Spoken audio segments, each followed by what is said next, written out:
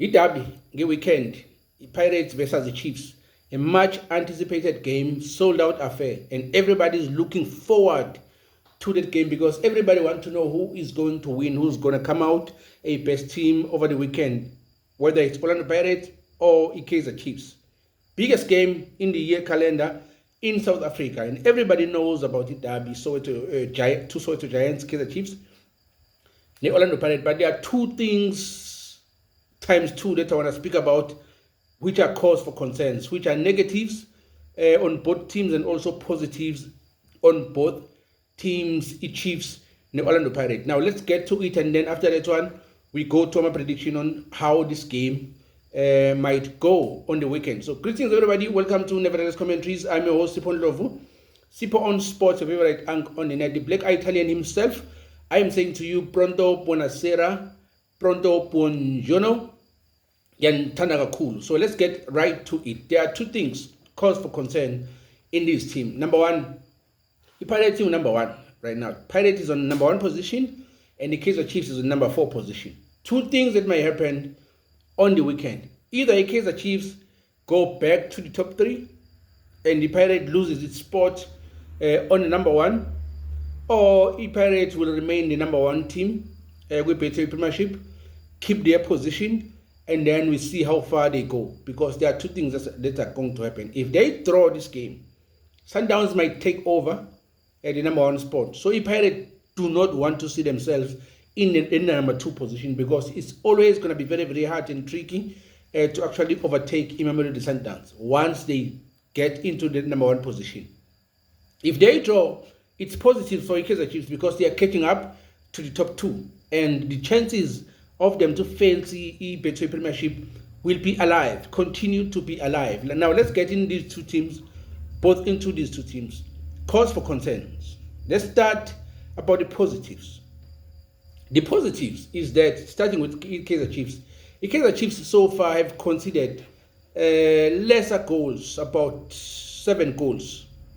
So they've played 15 games and conceded only 7 goals. So if they consider 7 goals in 15 games, that means they are conceding a goal every other 2 games.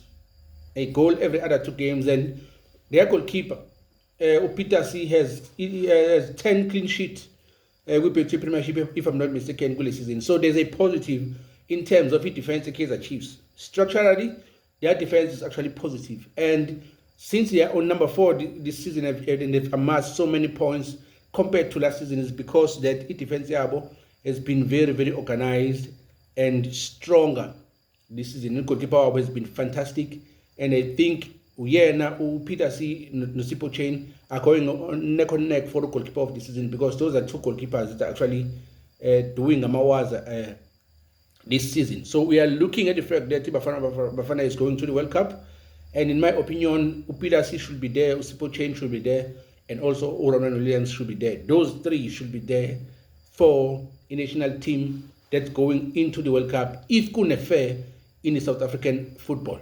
Now, in defense, Kaizer Chiefs structurally is good, and defensively they are okay. They've been solid throughout the season. 15 games, they've been proven to be solid. Whether they have been tested enough, that's a question that we are yet to answer, because the derby is coming over the weekend. So they will be tested, and we will see their resilience, if indeed they are formidable or not. Now, that's the positive on the Kaizer Chiefs side. Orlando Pirates is the same thing. Conceded 7 goals, played 17 games. Also, they are conceding a goal every after 2 games. Impressive as well. Matter of fact, the only team that have managed to score 2 goals with Pirates, I think there's only 2 teams, Sundowns, probably earlier in the season, also Imoromo Gallants. So I remember those 2 teams managed to score 2 pass to Sipo Chain. That was Imoromo Gallants and also Imamari the Sundowns. So defensively, also a Pirate is solid. So both of these teams defensively are solid. Now, in the middle, where the game will be won, that's where the game will be decided, and that's where both teams need to come alive coming the weekend. I won't dwell much in the middle, because the middle is actually the reflective of what's happening in the goal of the team. Since both are solid, that means in the middle there's some work that's going on. But creatively, that's another story. Total different story. Now let's look at the attack. We are still speaking about the positives. So Kaizer Chiefs have scored at least how many goals? Kaizer Chiefs has scored 15 goals. Actually, they've conceded only 6 goals.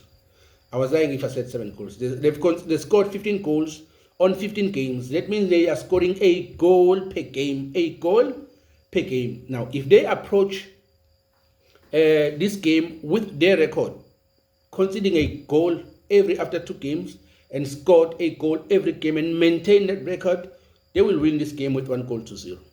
If they can approach with that statistics on Saturday against Orlando Pirates, they can win the game with 1-0, and that will see them jumping to 33 points ahead of Isikukuna United, regaining spot on the top 3. But on the other hand, Orlando Pirates has played 17 games and has scored 26 goals. That means a goal and a half per game, and they've only conceded 7 goals in 17 games.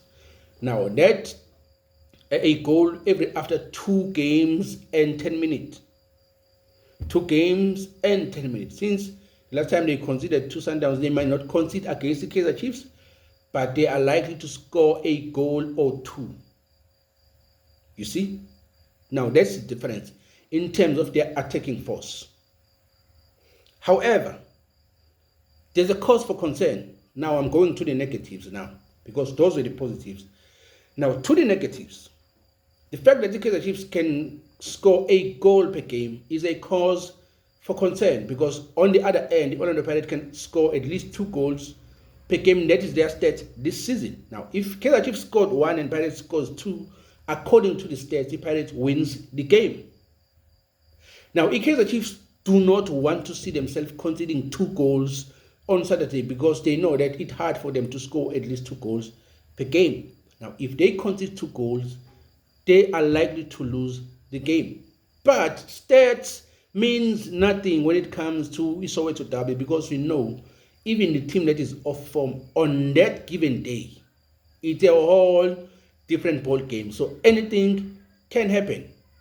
And in my opinion, Kaizer Chiefs scores a goal per game, but in this coming derby, they won't score one goal, they will score a multiple goals. And I also, on the other hand, I see Pirate scoring maybe a multiple goal. So if I will make a prediction, I will say this game will probably end with a 2-2 draw. Unless the Kaizer Chiefs fails to score multiple goals as they've been doing over the season. But they have a chance to win this game. They have a chance to cause an upset Kuma Pakania. They have a chance to regain spot sub number 3. And the Pirates have a chance to extend their stay on the number 1 spot. Speaking about the number 1 spot, if Sundowns is playing tomorrow, in my opinion, Sundowns shouldn't be playing tomorrow. I think they should actually postpone that game, because they've been playing a lot of games back to every other 3 games Sundowns is playing. So in my opinion, I would say they skip the game of tomorrow and actually wait for at least a weekend. But speaking about that, there are games tomorrow, especially Kaizer Chiefs is playing tomorrow, building up to the derby. On the other hand, the Pirates is not playing. They will only play on the weekend, on the derby day. So it's going to be very, very interesting to see what the Kaizer Chiefs does tomorrow. Because on the other hand, the Pirates have a chance to look at Kaizer Chiefs tomorrow and actually anticipate how they might play over the weekend. While Kaizer Chiefs, on the other hand, they won't have nothing to look at as far as the midweek is concerned. But what they saw, the Pirates plays against Sundowns, where they lose 2-1, and what they saw when the Pirates plays against Kaizer and drew with a 0-0 draw that took them to penalty and got knocked out by the first division side, I think that should be enough for Kaizer Chiefs to actually study and actually prepare and build a team that is going to be able to cause an upset with Orlando Pirates come the weekend. Kaizer Chiefs is playing at home. His stadium is sold out. So we are to witness a beautiful football. Now, speaking also about the goals and the attack, the Pirates has players that are playing for the national team since we are going to the World Cup, because I spoke about two goalkeepers that should be there going to the World Cup. Now, the Pirates have Urele, have Apolis, has Umahopa, has Umbule, has Utito, who am I forgetting? Tsepang Moremi. Those 6 are attacking players that plays for Bafana Bafana, and also Umbata. Though he's a midfielder, but sometimes he plays an attacking midfielder from a number 8 position. Even if he plays a number 6, he is good enough to actually find himself in those areas where he can actually find the goal. So those 7 players, coming the weekend, they need to prove why they are in Bafana Bafana and the Kaizer Chiefs players are not in Bafana Bafana.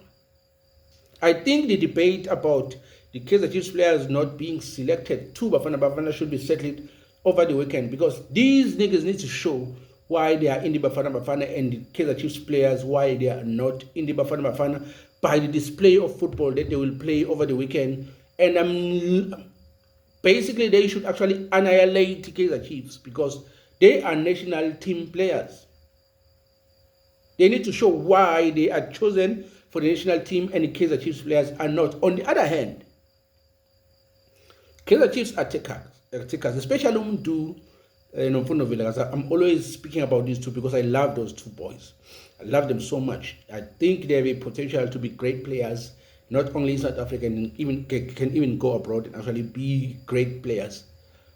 It's also their chance to actually shows what you guys are on the national team, but we can do this and do it better than y'all.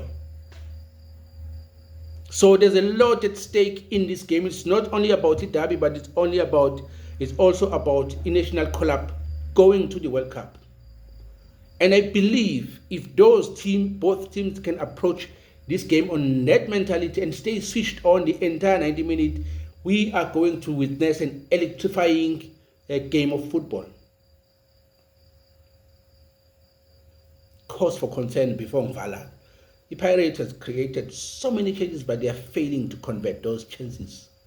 And that they cause for concern. And they might regret letting go of Utsehova Sumabas. This is Nevertheless Commentaries. I'm your host, Usipon of Sipon Sports at Ank on the net. I am saying Appronto Piacere. I'm the black Italian, as you know. Appronto Piacere.